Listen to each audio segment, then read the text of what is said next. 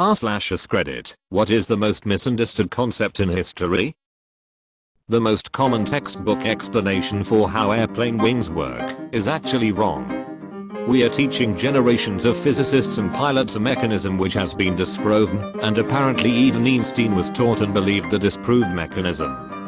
This is stunning to me. I wouldn't be surprised to see textbooks with mistakes like that. My physics book explanation of inertia was, inertia is the ability of bodies to be inert. Absolutely. And mass is a measurement of how much mass an object has. And density is a measurement of how dense an object is. For example, whoever wrote that book about standing move, D. When Bugs Bunny called Elmer Fudd Nimrod, he was calling him a mighty hunter, albeit sarcastically. This was misinterpreted, and the word Nimrod is now used to refer to a dim-witted person. I bet Nimrod is super pissed that everyone keeps making fun of him in Valhalla, or wherever he is. Hell. He was a proto-Jewish figure, and GT, he was a proto-Jewish figure. Then it would be Shill. Vomiting was not a regular part of Roman dining customs.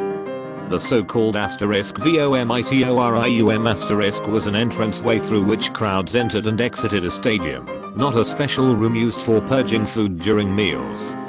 A BBC documentary from a few years ago ran a computer simulation on how fast the Colosseum, when at the height of its use, could be evacuated safely in the light of some emergency or disaster. It not only met modern, British, stadia regulations and standards for this contingency but exceeded them. I've been to the Colosseum, and it's nothing short of incredible. Did you know it had a sunroof? There were massive canvas tarps attached to a wire pulley mechanism that was anchored outside of the stadium. They could be pulled in, but the center was never covered. The pit would be in sunlight, but the entire audience could be put in shade. It's an incredible feat of engineering. How taxes work. Early 5. Your income pours into a tower of glasses. When it overflows the first glass, the lowest tax bracket, it pours down into the next glass, the second lowest tax bracket. The government takes, say 18% of the first glass, then if there's anything in the second glass, they take 20% of that. If a glass isn't full, they only take 20% of what's in there. This was actually very helpful, thank you.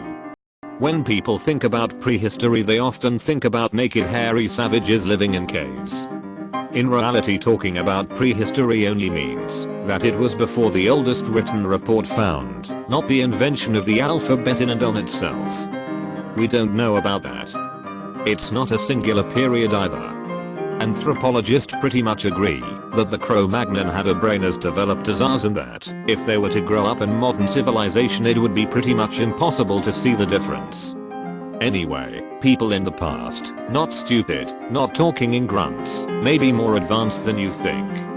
If we don't have more information, it's just that time erased the proof that we would need to know for certain. Nuclear energy. Everyone assumes that nuclear reactors are terrible destructive things, and they are right, but only if something goes terribly wrong.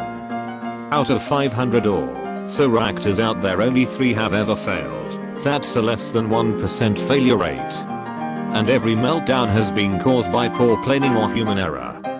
Current plants have so many backup systems in place that it's highly unlikely that any more will.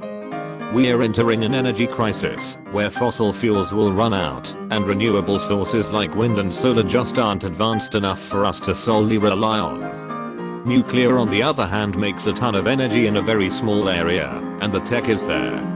The problem is that all the people in power right now either grew up or lived through the Cold War, so whenever they hear nuclear they think of mushroom clouds. And movies and the media are just passing this fear on to the next generation. So no one's gonna go for it. That the European Middle Ages were only dark and barbaric, when in reality there were significant advances in technology, literature, fine arts, philosophy, and the solidification of the university. I often get annoyed at most people's shoddy understanding of basic mathematics, especially statistics. A good example was a few years ago it was very fashionable for bottom scraping news sites and mathematically challenged people to say that 10th number of people committed suicide at Apple's Foxconn factory. Therefore Apple and or Foxconn were abusing their staff etc etc. Those people and news sites knew that the factory in question had something like 350,000 people working at it, but that number doesn't mean anything to them. 14 people committed suicide at that factory in 2017. The newspapers went fucking crazy about it. Apple working employees to death etc etc. Not a single one of them mentioned the fact that a city with a population of 350,000 would expect around 14 suicides per year. For example, Coventry in the UK, 325,000 people, went from 13 suicides in 2016 to 41 suicides in 2017. It's just statistics. In a population of 350,000 people, X% are going to be suicidal, X% are murderers, X% are secret cross-dressers, etc. This also applies to hideous/memorable crimes committed in the US and China. China's population is 4 times higher. News programs only have time for a certain number of crimes. Therefore at first glance China will have 4x as many hideous crimes. But on a per person basis they are probably similar.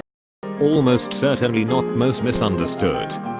But people hearing that the average age in the Middle Ages was 30ish and then thinking that 30-year-olds were dropping like flies back then. Or, perhaps, aging super quickly. When in reality, people often live to a reasonably old age, but for every person there were 1 to 3 others that died in early childhood.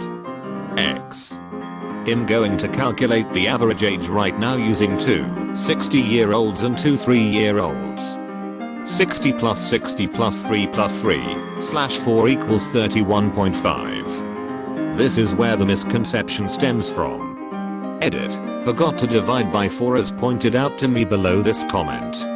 I meant average life expectancy, not age. Imagine each of those ages as the age of death. Online games cannot be paused. But asterisk moom asterisk asterisk. You're 30, get out of my house already. Or at least buy your own dinners. But asterisk moom asterisk. Who else is gonna make my tenders? The Borg Queen was originally an avatar of the collective, as explained in First Contact.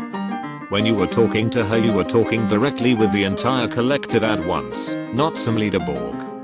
This was misunderstood and ruined in Voyager almost immediately where she became just the boss Borg. The Borg are a terrifying ideal. It's impossible to just cut off the head, because there is no head. Killing one queen does nothing to the collective. I kinda think that's why their spaceship is a cube, because it demonstrates that there is no top, bottom, front, back in the collective. You either destroy every single Borg in existence or you may as well have killed none of them. Correlation does not equal causation. Spurious correlations. http://www.tylervision.com/spurious correlations. So you wanna tell me the correlation of number of people drowned in a swimming pool and the number of films Nicolas Cage appeared in asterisk is pure chance?